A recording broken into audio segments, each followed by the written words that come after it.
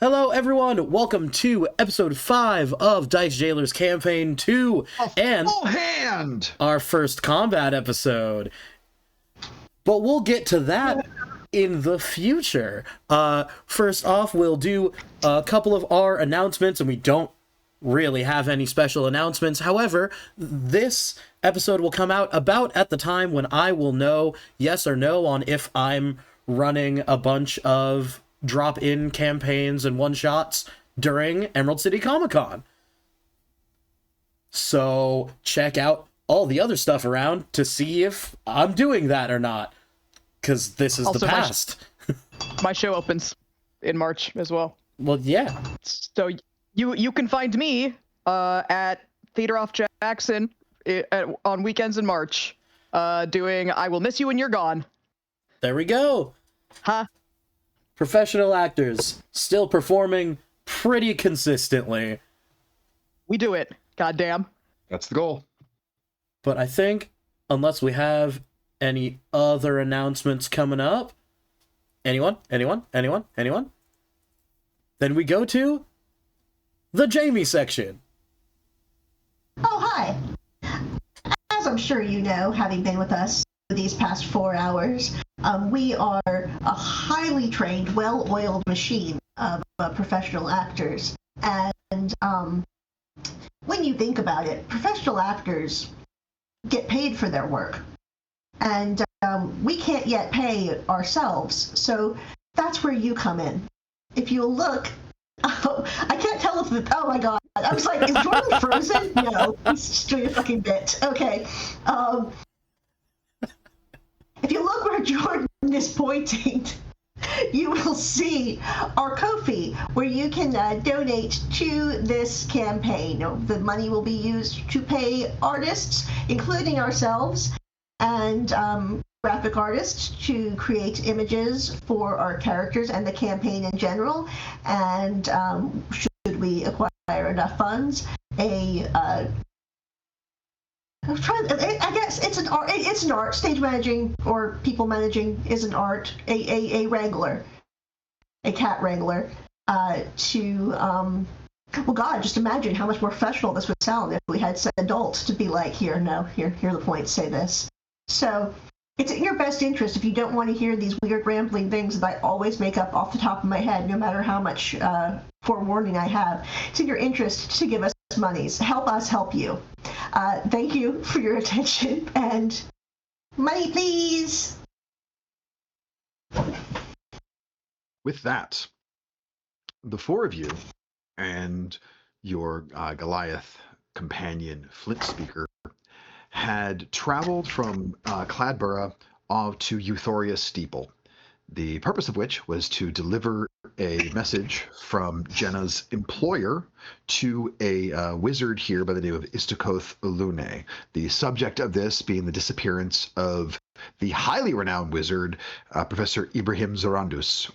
The travel featured repaired boots, fishy mushroom gravy, some running, weird dreams, weird visions, surfboard-sized trays of charcuterie once you found a place to rest, and then eventually an actual meeting with Istakoth, who transported you from his tower to a different one somewhere off in a desert, this one known as the Parallel Spire.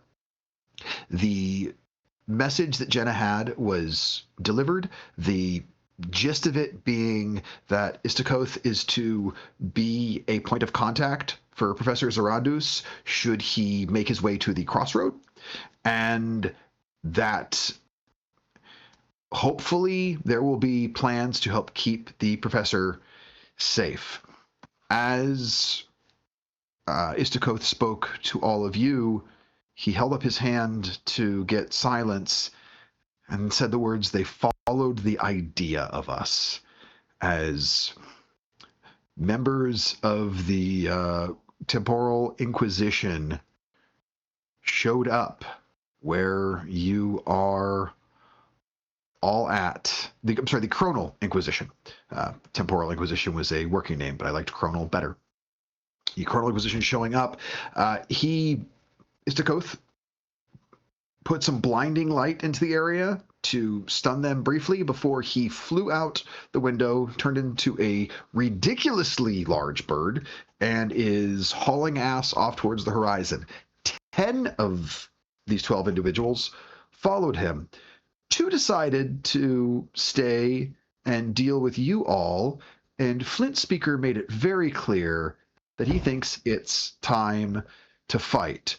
So, for the first time in this campaign, I would like to ask you all to roll for initiative.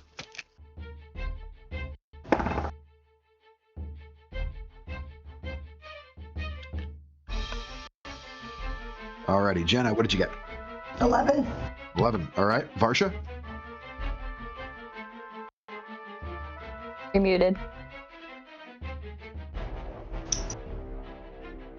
14. 14. Alrighty. Etty, what'd you get? Natural 20. Natural 20. Nice. 23. Hell yeah. And then Xavier, what did you get? I got a rock. Oh. It's a total of 6. Total of 6. Woo, buddy. Yeah. All right. Well, that will start the initiative. Etty, you are going first. You can see these 2 individuals staring you down as Flint Speaker had taken his extremely large hammer out, making it clear that he intends for violence to be the answer. You watch as one of them pulls out a mace and produces a shield off of their back. The other one is in a more defensive pose. You can see their hands glowing. You don't see any specific weaponry in their hands at the moment. What would you like to do? You are up. So see the go, and I'm like, time to fast. And I fling out my hand like I'm throwing something, and some blood starts to trickle down my nose as one of my sai knives goes towards the one, like trying to like pin one of the guy's hands. That's like the energy that I'm going with it. Yeah. Okay, it's really good. It's a 24 to hit. That will absolutely hit. Please give me some damage. All right. So, Jesus Christ. That's 9 psychic damage. Okay. And here's the fun part. Okay. So with my psychic blades, with the new rules, it comes with the condition of Vex. So when I hit a creature with a psychic blade and deal damage to it, I have advantage on my next attack roll against that creature before the end of your turn. Yeah, you and do. And when I use my psychic blades, I can do another one immediately as a bonus action. Yes. So I will have advantage on it, which also means if I hit, I get sneak attack. Yes, it does. Amazing. I love this. Make that second attack, please. All right.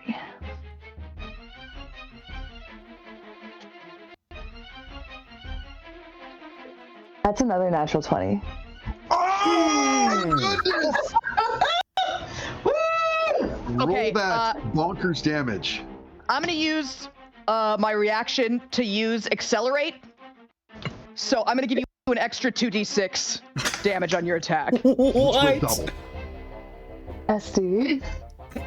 Okay, so it's 1d6 plus 2d6 plus 2d6. So I am currently rolling 5d6 Yes, you are. and doubling this. Yes, you are. Correct. We're level 3. That's awesome. Oh my god, that is not bad at all. 19 times 2, 38. which is 38. 38 plus 3. So 41. 41. With 41 points from the sneak attack, plus the 9 from your first attack, it is 50 points, 5-0 from your level 3 self. Please describe what your knives look like. So At first, it kind of like looks a little silly, like she's just tossing air, but as like blood is like now dripping from her nose, her one brown eye flashes like this gold color, and then out of seemingly nowhere in the air, this gold knife appears and pierces into this person that just seems to like vanish immediately, but then their nose starts to bleed as they take on the psychic damage, and like the pain that I feel all the time is now theirs to take on too. Bad ass.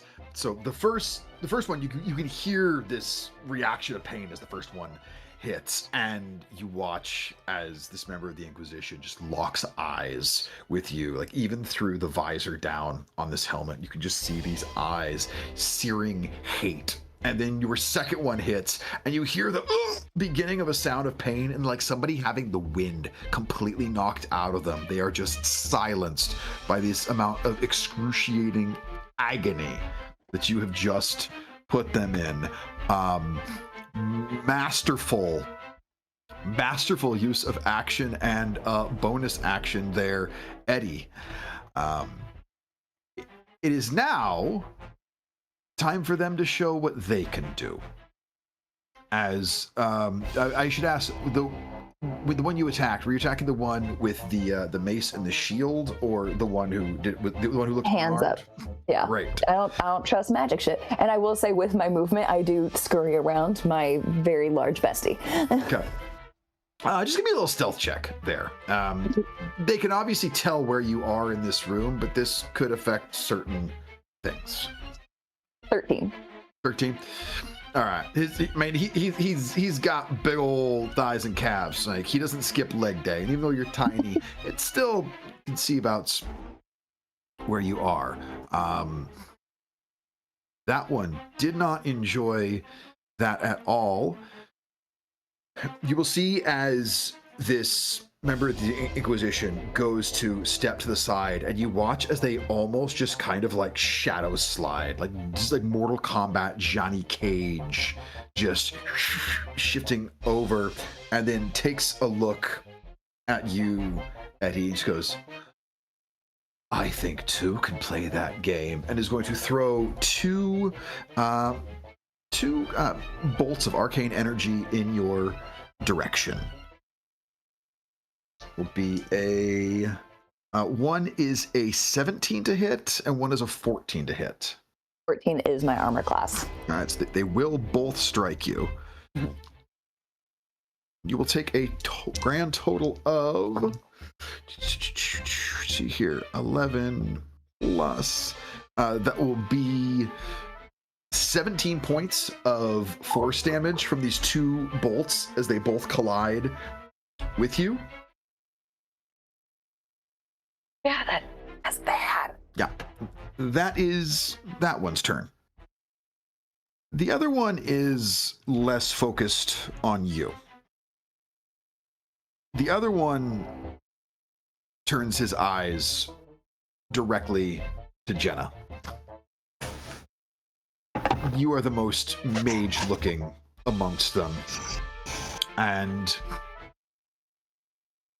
he will point his mace towards you, and you watch as the end of it just lights up, and I need you to make a wisdom saving throw for me, Jenah. Oh dear. DC on this is 13. Well, I tell you what, I use portent and I roll a 15. And you can feel this arcane force trying to hold and constrict you in place, and then as you have this actually, how does your portent aid you in this? I don't want to take away your agency and totally narrate it for you, unless you want me to, but I would rather hear what you have to say. You can go ahead, I didn't have anything in mind. As he was going to cast the spell, just you somehow knew what the spell was going to be before he cast it, and just putting up the most basic of arcane wards and resistances, steeling yourself, focusing on your connection to the magical weave of this world, you're able to just push your way through it. You knew that spell was coming. You were ready for it, and your will is strong. That is that one's turn. Varsha, you are up with Jenah on deck. I will say the one that took the crit hit from Etty, that one is looking real fucking rough. Like that one is clearly not having a good day. Etty. Okay.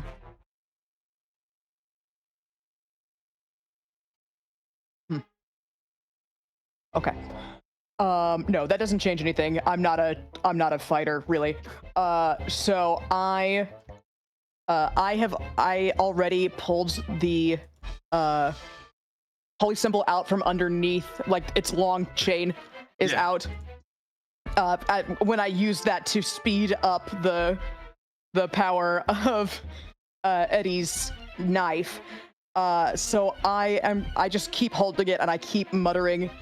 And it's like there's not a fight happening around me right now. I'm speaking into my hands, and I'm not looking at anything. And I keep muttering, and I am going to cast at your side. So me, the party, everyone but Flint Speaker, are then sort of have a tether in between all of us. For the duration, each of our speed is increased by 5 feet. Whenever one of us ends our turn, other targets can use their reaction to move half their speed in the direction of another party member. Nice. So if you want to burn a reaction to move at any point, you are welcome to do that. If, for instance, we need to run. So yeah, there's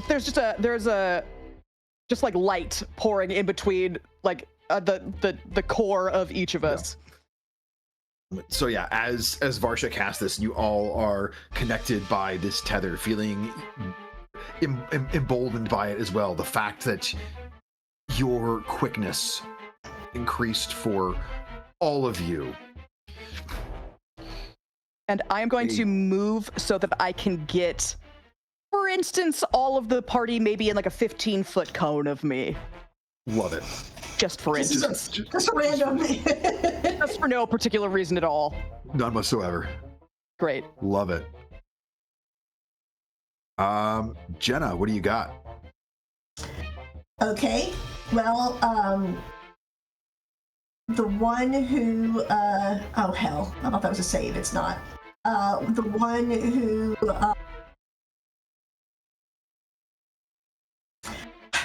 one who tried to target me is the one who hasn't been touched yet. Yeah. I am going to throw a chromatic orb at them.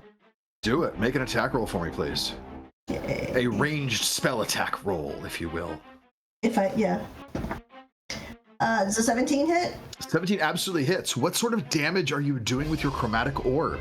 Because you get to choose. Oh, it's a desert, so the first thing that occurs to me is fire damage. I love it. Give me some fire damage for this individual who tried to cast Hold Person on you. Okay, oh, hell yes, okay. So I only, 3 and 4, it's only 7 points of damage, unfortunately. Okay. However, according to my directions, if I roll the same number on 2 more d8s, which I did. It can jump. Yep. Mm-hmm. So make a ranged spell attack roll against the other one.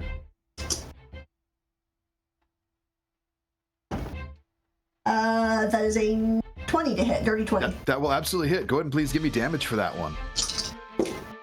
Oh, Jesus. It's 14, 18. 18 points of damage. So you throw the chromatic orb out there, the one with the mace and the shield that tried to use the Hold Person on you. As it comes in, he goes to bring the shield, deflects part of it, but still clearly gets burnt by it. But the deflection causes the orb to go shearing off towards the other one. Focus still on Etty, in pain, looking at you. You can tell the look in their eyes. This person is planning to end you. They don't see it coming. and this orb hits them, and it just fucking immolates them as you watch their robes catch up in flames. They shriek, stumbling backwards, and just fall backwards, ass over tea kettle, out the window of this, and you can just hear them just screeching as they hurtle down towards the ground. Thus passes Denethor, son of Icthelion. Oh. One down, one to go. Anything else for your turn, Jenah? That was badass. Wow, okay. Let's see. Did you say that the movement was on a bonus action or A reaction. reaction? Oh, okay, so I'll need to do that right now. Thank you. Well, I do have my movement. I too would probably like to try to get behind somebody bigger than me. Fair. Yes, that's me. Except I want to stay in your. Well, I'm not hurt yet. Yeah. But, yeah, I don't know who's. I can't picture who I was standing near. Yeah, I'm just. Is there anything in this freaking room? I mean, there's not a ton in here. There's a couple of bookshelves. There is a desk, a few chairs. Okay. It looks very much like a small wizard study, but you're pretty sure this isn't Istakoth's primary study here. You would know from being in and around wizard towers. Wizards like their books. They like their study. This is very clearly, hey, I'm just gonna have a little afternoon cup of tea, want to have some stuff around to read. This is not where the big studying is done. Okay, I mean, can I get some partial cover from the desk? Sure. Yeah, I don't want to risk the books. No, that understandably. Obviously. All right, that's your turn. Yep. That is going to bring it to Flint Speaker's turn. Let's go. Flint Speaker, you can tell he's slightly disappointed that the one that hurt Etty is dead, gone, and out the window, because he really wanted to do something about that. But the fact that he wanted to do something about that makes him a little more angry. He just looks at the one that's still left and goes, "You tried to hurt my friends. Playtime." And he is going to go into a rage. And he is going to charge up to this one. And he is going to make a reckless attack with the Maul of Verdict, which will hit. And he will use the Condemn feature of the Maul of Verdict to add extra damage to this.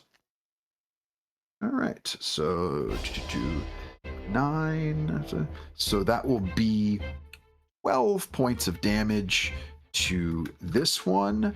And because he's using a maul, that has the topple feature, which I believe means that one has to make a Constitution saving throw or be knocked prone.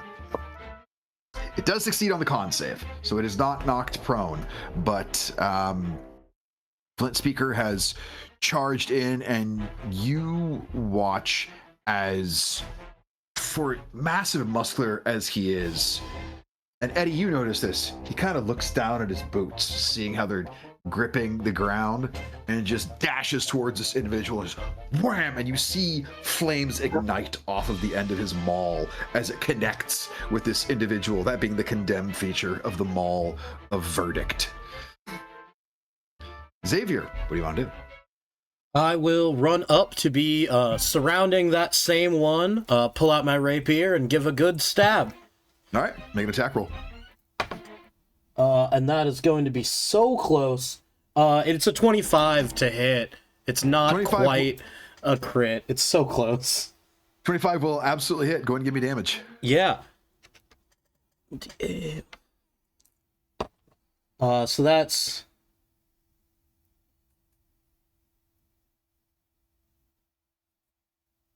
13 points of damage, and he's vexed for me as well. Huh? And I will come up with a bit of a flourish. Can't let you have all the fun now, and stab this guy as well. And then with my bonus action, I'll yell back, fuck him up, Etty, and give you a bardic inspiration. Yes. And what does your bardic inspiration look like? I think because this one's verbal, I think it is just a little golden note that flies from me and just rests on Etty's shoulder before a little bit of it bursts in a bit of a glittery glow. I dig it. I didn't know if it was going to be something like that, if you were just going to have power of hype man, which I either totally allow, whatnot. But yeah, that's my turn. Yep, that brings us back to the top of the round. Etty, you are hurt, you are wounded, you are inspired. There is one of these individuals left. You have allies adjacent to it, so sneak attacking would be the case. Oh, yeah. What would you like to do? Oh gosh, like that hurt so bad. But I kind of like stand up. I see like the little note on my shoulder, and I'm like, okay, and I do it again. Attack roll. That's the bardic inspiration. Armor class you're looking to hit here is a 15. Yep, and bardic has slightly changed. You don't have to choose to use it until after you fail. Oh, that's neat. Yeah.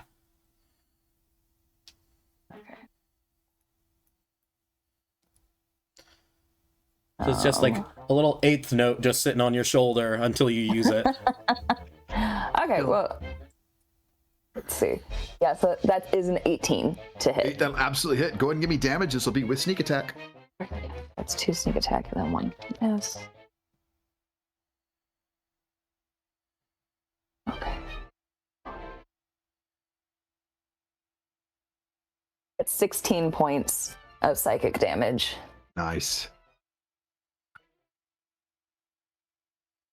As you throw another one of these knives, it connects, doing some severe damage. You can see this one is real fucking hurt. Anything else for your turn? I'm gonna use my movement to get as close to Varsha as possible, while still being in her little cone. Okay. Just being like, oh my god, my legs. This one will look at all of you. He's very wounded. You can see some blood trickling out from inside of the visor. You don't know if it's coming from the mouth, the nose, the ear, the eyes, for all you know, from somewhere. He's breathing heavy. You can watch as his head is turning from everyone surrounding him. You don't need an insight check to know that he's realized he is not going to survive this. He says, "There's always tomorrow, but not for you." He places his hand to his chest and he twists it hard, and this ripple of force just comes out from him, and you watch his body writhe with it, and he just drops to the ground, and the ripple goes through the ground, and you watch the sides of this tower ripple as well, and you feel everything lurch. And Flint Speaker looks to you all and says, "The stones, they can't hold. What do you want to do? You're on the 3rd floor." Oh my gosh. The way we came in, the way he brought us in, is there another sigil? Do I see a sigil? You do not see a sigil. Shit. You see stairs leading downward. Isn't it a great thing that I just buffed our speed, everyone? Yeah. Yeah. You're welcome. The building lurches. Yeah, man told us to run, and I think that's what to do. Take off towards the stairs. Great. Who's leading? Probably somebody faster. I don't want to slow everybody down because I'm the slowest. Yeah, before Etty, I assume, is going to take the lead here. Before you do that, Etty, I'm going to hit you with my Channel Divinity and give you And I'm gonna give you, a whopping 9 hit points. Thanks. Go on. Okay. Yeah, follow me. And I start running. And Flint Speaker is running along with you. You guys sprinting down this large spiraling staircase that goes along the outer walls of this floor of the tower, going down to the second floor. And you can see this large expanse beneath you, and there's already just sections starting to fall and crumble. You see the floor you were just on. A section of that completely breaks away, hurtling down to the second floor beneath it, connects with it, and you see as that breaks, part of that breaks away as well. And you can see the bottom floor. Who is third in line? I'm sticking to the back in case someone gets crushed by a stone or something. Yeah, so then I would probably, third in line would probably be me then, unless Flint Speaker's in front. Flint Speaker is right, I would say not counting him. He is almost shoulder to shoulder running along with Etty. He is up near the front. I mean, who would be third in line of you? So we got Varsha in the back, we got Etty in the front, Jenah and Xavier, where are you guys at? It'd probably be me third then.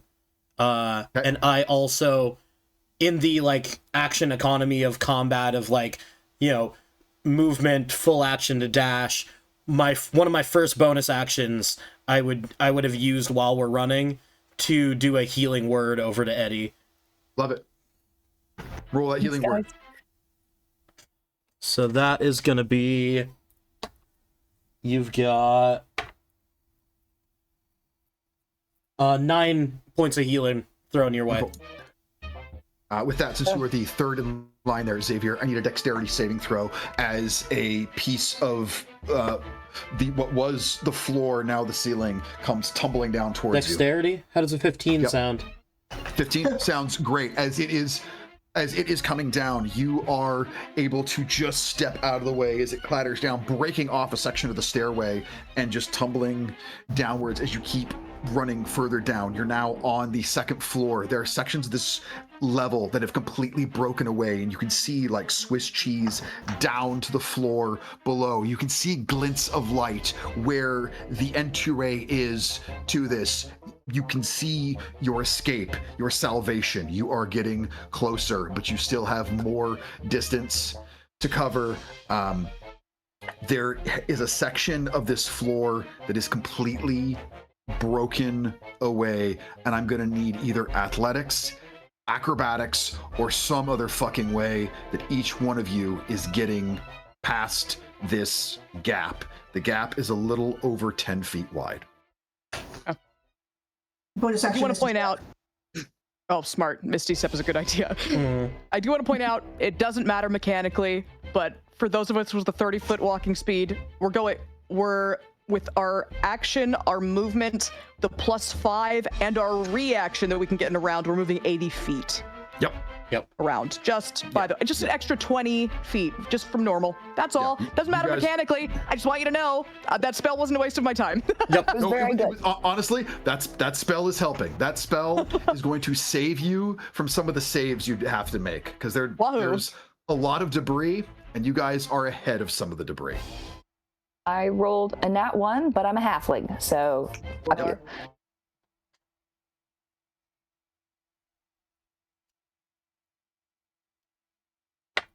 The shock of no one. Flint Speaker's fine, getting over the gap. What all did you get for your rolls? Either athletics or acrobatics, or we had Jenah who Misty stepped past, which is a great way of dealing with it. For acrobatics, for Etty, got a 21. You're fine. What'd you get, Varsha? I'm in the back. What did Xavier get? Acrobatics of 16. 16. Right. Perfect. I got an athletics of 18. So I just doing a good jump. All of you clear this gap. Nobody ends up nearly falling downward, which, because of this tether you're all on, could have been really interesting if that had just pulled you all down like fucking Squid Game here. So that would have been quite the Quite the thing. Let's see here. 1, 2, 3, 4. 4. Varsha, I need you to make a dexterity saving throw this time as a piece of rubble is hurtling towards you. Wait, I'm the fourth person in line. I thought no, Varsha is in the far back. I'm in the back. Yeah, but there's 5 of us. I'm not counting. Me and Flint Speaker are one. Sorry. God bless, because that could have been really bad. But a dex saving throw, that is a dirty 20. Amazing. This piece of the ceiling as it's coming downward, like you just see it coming in, and you're strong as fuck. And you are able to just quickly move up and just kind of grab this and almost volleyball spike it in the direction you want it to go. You make it very much be not your problem. As you all are able to tear off down this expanse, you are down on you're able to reach the main floor. This floor much taller than either of the ones before. These massive twisting pillars holding up all the levels above. A tunnel of light a ways ahead of you. What do you do? Are you just gonna take the straightest path towards it? Are you veering at all? Are you watching for anything? What is the plan and the mindset for everyone? As the person in front. Yep. Etty, not very good with directions, but very good with situational awareness. In like the most briefest millisecond, would it seem like the most direct path is actually the best? Or if like scanning and like looking around, does it look like there are weak points? Does it look like the ground is crumbling? Does it look like if we go the direct path, we're gonna get knocked down by a pillar? Either investigation or perception check, your choice. Do investigation.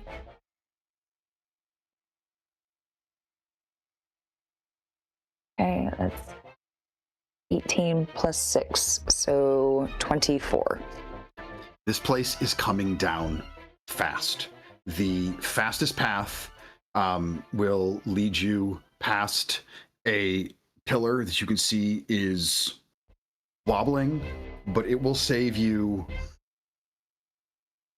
legit seconds to go past that one, as opposed to the wider path around the outer edge of the room. The other problem with around the outer edge of the room is there is a statue that you can't fully see what's on the other side of it. Sure. This way, go fast. And I go the faster way.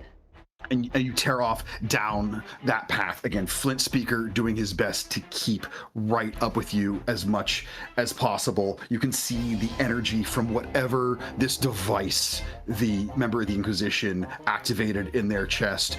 You watch as you're seeing sections here and there on this tower, just individual stones blink out of reality completely, and they're now being a gap where something was there. And you will see, as a part of this pillar, you are all racing ahead. You are nearing the front, and this pillar that is near the doorway, part of the structure, completely comes away and it starts coming down. Flint Speaker activates the extra 5 feet within his boot so he can cut off to the side, raging, catches this pillar, and you can hear him. We are the shield of the kingdom. We are the spear of the queen. We are the blood of the people. We are the enduring covenant. You are able to sprint ahead. The doorway is there. The final portcullis of the 4 of you are able to stretch outside, the rays of the sun hitting your skin. You hear the crumbling. Etty, you look back. Tell them I was strong.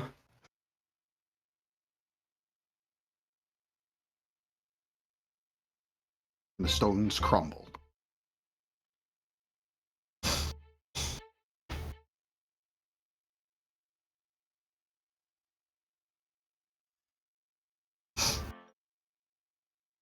Dust shooting outward through the doorway. You just see a pile of stone on the other side. And about 10 feet away from all of you, the one thing that ejected out in this, as you see his maul.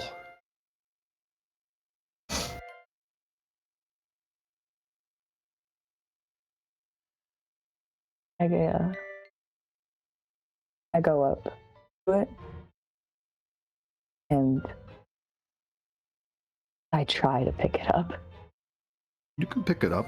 It's a little heavy.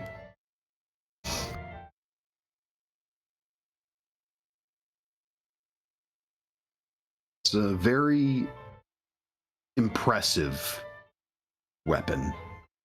You look over it, it's completely made of wood.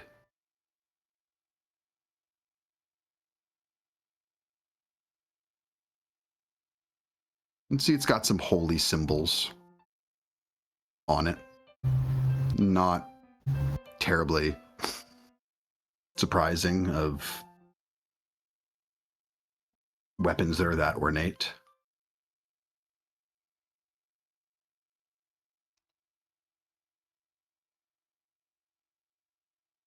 Rest easy, power tits. That's the episode name. It's gonna be weird to put power tits into a song. But we should tell. They didn't really even know us. We should certainly tell the garrison that he was strong. Yeah.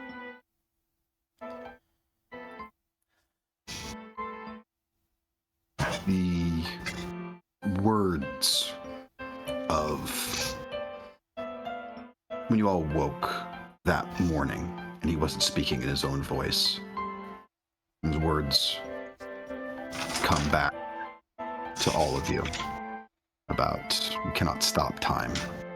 All that matters is what you do with the time you have left.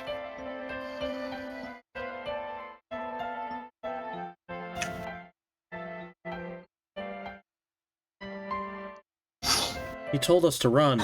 He didn't say to run where. I guess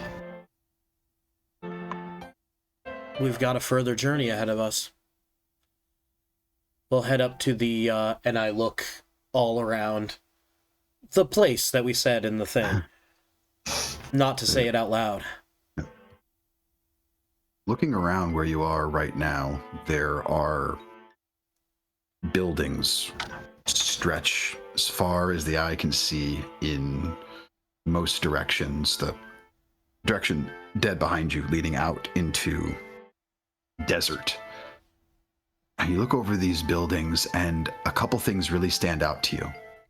One is they are all in some level of complete disrepair. The other thing is you don't see any people anywhere.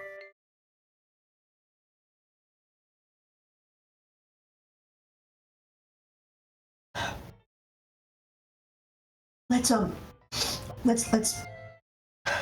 what is the opposite way that the that we saw Istakoth take off? Istakoth looked like he was flying due south.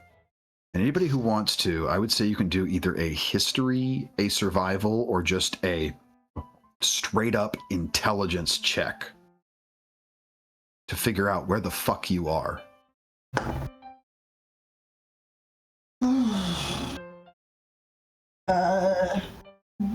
30-20 intelligence. Okay. Yeah. 16 survival. Great. Both 17 history. 17. All right. Oh. What'd you get, Xavier? I want to see if all four of you know where you are.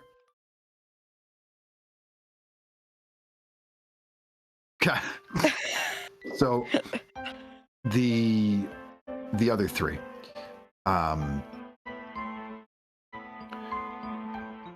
It doesn't take very long to figure out there is only one place you can be. A settlement this large with absolutely no one in it. This is Salmor. This is the City of Sorrows. This is a long-abandoned ghost city in the southern part of the Alluvial Dynasty. You are almost halfway across the continent from where you were. That wizard really fucked us. Yeah.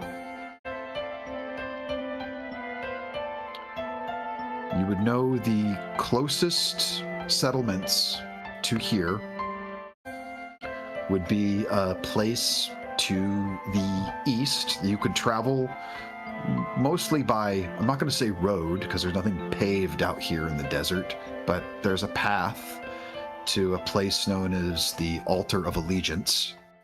And the altar is known for being populated largely by followers of the Morning Lord, who are trying to reestablish settlement here in these harsh deserts using healing waters. Again, part of the dynasty, but as members of the Kingdom of Zuria, you are allied with the dynasty for the most part, or traveling to the west. You would reach a gulf going to either the north or south of the gulf. If you traveled further west, you would find yourself in this new sort of fledgling nation known as the Unbroken Nation, who is currently allied with no one. As far as getting home goes, it would be a very, very long journey north, followed by a very long journey west. You don't know how long it will or won't take Istakoth to get back to you, but you certainly can't survive endlessly under the beating desert sun.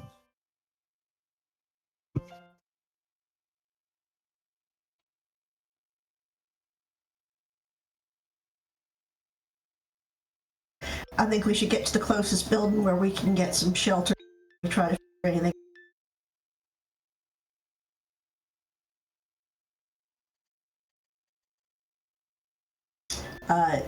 Jenah is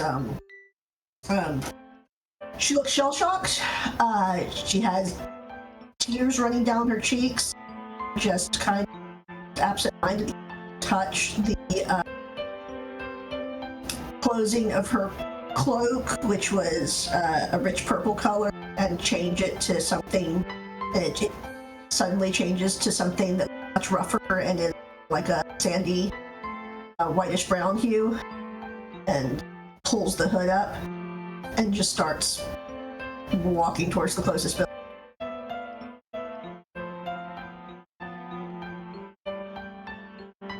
Yeah. It doesn't take you long to find a building that offers some shelter. There's plenty that still have most of their roof intact, little peaks of light coming through here or there, but it's not terribly, like I said, not terribly difficult to find something. You said we were by the City of Sorrows, right? You are currently in the City of Sorrows. Oh boy. Man. All right. Well, yeah, Varsha tucks the chain back down to hide it underneath her plate. She's done a long trek before, so yeah, she'll do it again.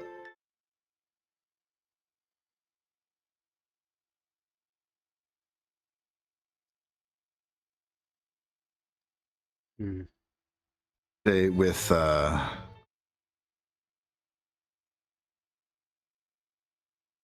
Say, Jenna, it was you who got that dirty 20, right, on the history check for this place. Uh-huh. There's one other piece of information you would know about the City of Sorrows. Is the last handful of people that had been through here, or possibly they were residents here. No one's quite sure who it was that first delivered this information, but it's known that this long dead city, that at night people said they heard mysterious sounds here, sounds of faintly heard singing carried on the wind here at night. Some people say they're the voices of those who have died. Some say they're the prayers that are still carried on the winds of the desert from everyone who survived here. No real consensus on it, other than at night sometimes people are sure they can hear faint singing. Right. Yeah, I don't know if we ever established officially. I think I might have been the one who had the bag of holding. And so, we, as soon as we get to someplace with shelter, Jenna immediately kneels down and starts taking things out of the bag of holding. Double check what it is that we have, and is very much disassociating, but going, all right, so here's what I know about the City of Sorrows, and this, and there's a sound of faint singing that's been reported at night, and that kind of sounds like some Fae shit that we probably don't want to fuck with, so we're gonna need to, sleep in, take turns sleeping, and you can't be charmed, so that'll be good. And it's just trying to figure out what's everything I can do to make this better. And also mentions the alluvial dynamic, or mentions the altar of allegiance, and I think that's what we should head for. Closest settlement, they're clerics of Lothandar, so peaceful, positive folks.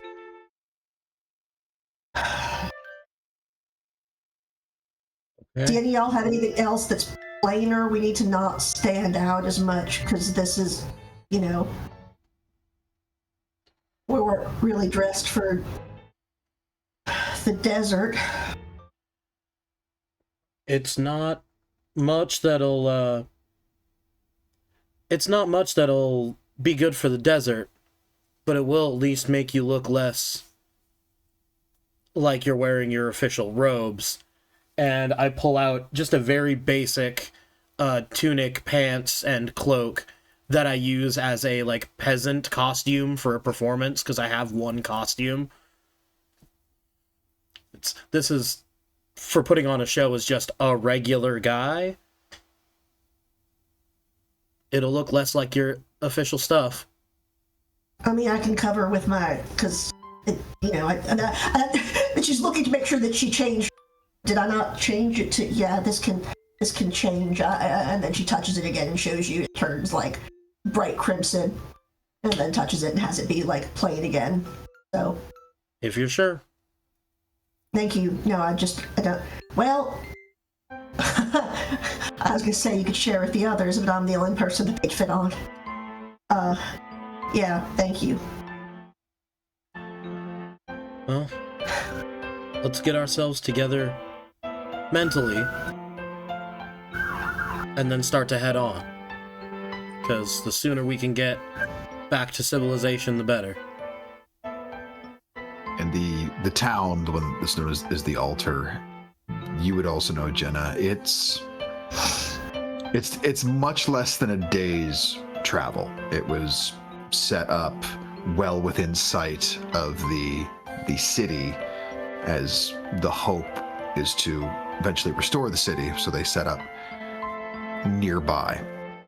But trekking out through the desert for hours on end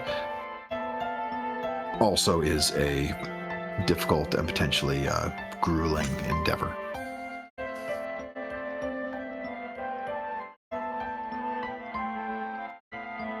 Say at this point, since you have moved east from where you were around the time when your meeting began, it's probably fairly close to like true midday. Like the sun is probably almost directly overhead right now.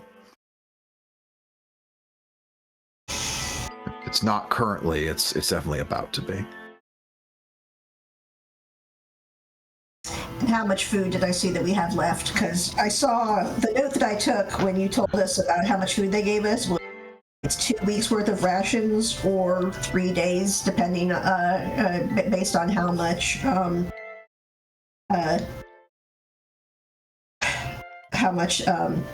those two could eat. The good news is, between the surfboards of charcuterie and the endless pot of mushroom gruel, you've got a proper amount of food. And we did grab some, it was very clear that we grabbed some croissants for the road. Yeah. So I would say you've definitely got at least a week's worth of food. Say, if you didn't have Etty in your group, you'd probably have more than that. But with the way Etty eats, you'd probably get about a week's worth of food. Speaking of Etty, how you doing? You got real messed up in that fight, and I know we threw some magic back at you. I'm literally perfectly fine physically. Good. Like, but I appreciate that. I think I just don't really know what we're doing right now. We delivered the message that we were supposed to, and then he fucked off as a bird, and then our friend died, and I'm not really too sure where we're going next, except for just back. Etty, I added to your character sheet the Maul of Verdict, just so you can see what it is. Don't imagine you'll be using it as a rogue, but... No, probably not. Well, we head east to the altar. They tell us how to get home. Otherwise, we lay here in the desert and die. You got too many years ahead of me for that.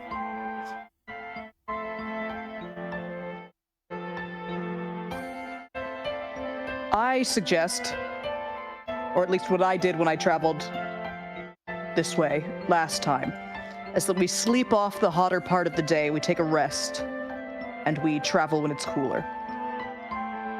I think that sounds like a good idea. Smart. With a decent walk, we can get there in a day. So, we might end up there a little late again, but that's probably better. Yeah. In that case, you all take a break, I'll keep an eye out. And I'll go to wherever, like, the entrance of this rest of this building that we've taken shelter in, and I'll stand watch.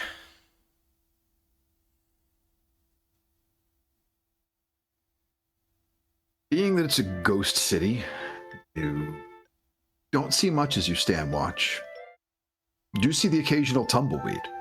Yeah. Which, I don't know how many tumbleweeds Xavier's seen, but you see some actual ones.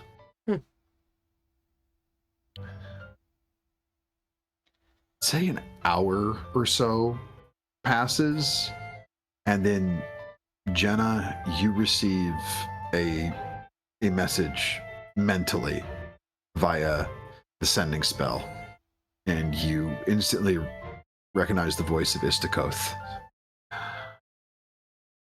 Still running from these fucks. I hope you all are okay. I heard a crash. I will find you as soon as I can. Please respond.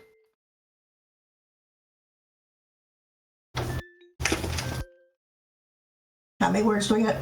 25. 25. Okay.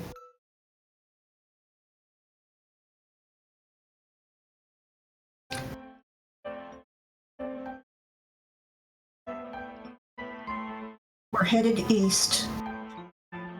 They took out the tower and flipped speaker. The rest of us are alive.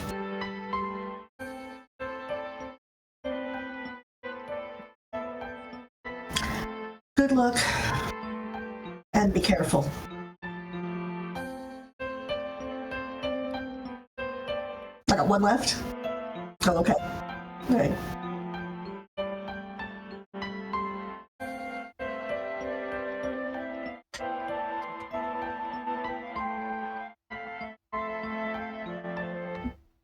She can't think of anything. That's it. Yeah. I can't think of a way to say how the fuck do we get home from here in 4 words. A few moments have passed, and you do hear another response.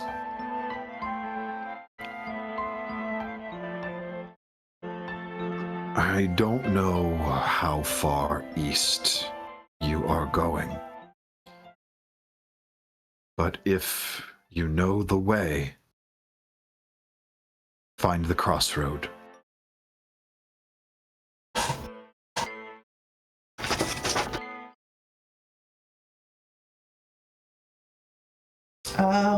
How far are we from the, forgive me if I'm pronouncing your place incorrectly, Morbidark Crags? You are quite a ways. You would have to do many, many days of travel across the desert. It would probably take you... It'd probably take you at least... That's desert. It'd probably take you a couple weeks of travel. That's if you can get some sort of mounts. On foot, much longer.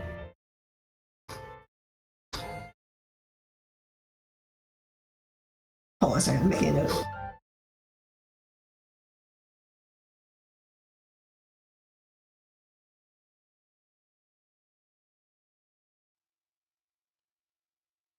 Okay. I've never seen tumbleweeds tumble in pairs before. I'm gonna respond to a message of that's where I was gonna head. Rules that said to if anything went wrong, and it has. Can't speak for the others, but I'm going.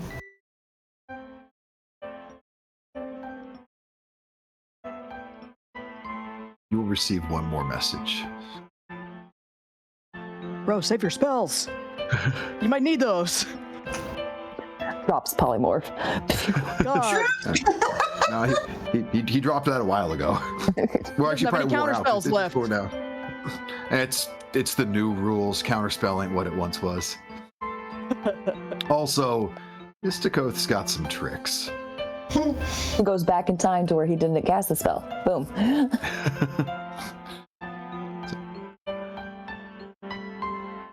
I will be in touch. I will find you. And if you all don't get to the crossroad, I will get you there. You've seen them. You will be needed. It begins.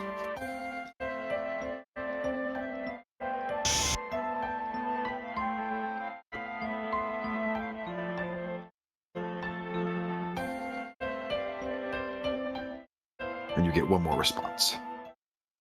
I know, I'm thinking.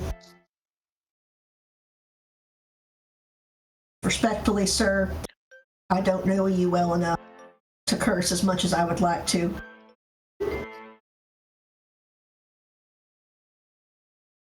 But, this is some shit, and it's above our pay grade.